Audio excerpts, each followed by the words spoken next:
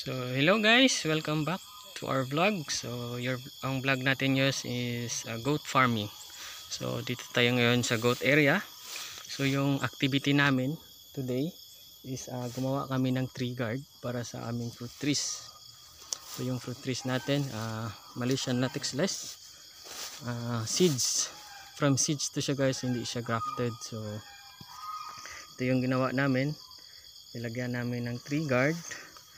Ito yung mga kambing natin kasi yung kambing ay isa sa mga disastrous na uri ng hayop kasi mahilig silang tumikim-tikim ng ating mga tanim, especially yung langka. Gusto nila yan, gusto nila yung dahon. Minsan ay yung durian di naman, pero yung puno ng durian is sinusuwag nila, especially pag maliit pa yung ating puno ng durian. So dito tayo pakita natin bakit natin importante yung tree guard. So makikita natin to, ito yung ating lansones na longkong. So mahilig din kasi yung ating kambing na sumusuwag o yung nilinisan nila yung kanilang sungay, especially pag lalaki o yung ating kambing na malaki, especially pag nagbe-breed. So ito yun, sinusuwag nila yan ito. So nasistress yung ating tanim, especially pag maliit pa. So ito tayo sa kabila. Pag durian naman, isa din yan, yung puno nila sinusuwag. Katulad nito, na-stress yung ating durian.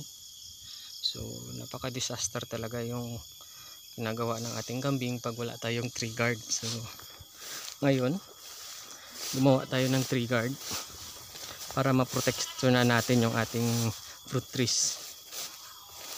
So malawak naman yung area guys, pero pag kambing talaga yung alaga mo is tinitikman talaga nila yan, yung every dahon. Ito hindi nila yan kinakain, itong mga ganito. So pag langka kasi paborito nila yan. So dito sila tumatambay, especially yung saging din, paborito din nila yan, dahon ng saging. Ito naubos na nga. So ito yung ginawa namin, dito na kami naglagay. So tinanggal namin yung saging, doon nilipat namin sa kabila para at least dito sila naka free range sila, saka malawak. So kaya gagawin lang namin is lalagyan lang namin ng tree guard yung ating mga tanim para hindi nila ma-damage. Ito sila, ito yung kambing natin, yung iba doon. Ito yung ginawa natin, naglagay lang tayo ng goat manure, hindi masyadong malapit sa ating tanim, siguro nasa isang ruler yung ano niya, distance. Tapos nilagyan natin ng kokopit. Ito yun yung lalaki natin, hiniram lang natin yung lalaki na kambing. Ito yun, isa din to sa paborito nila, yung ang tawag dito is indigo fera. So isa yan sa pampagatas.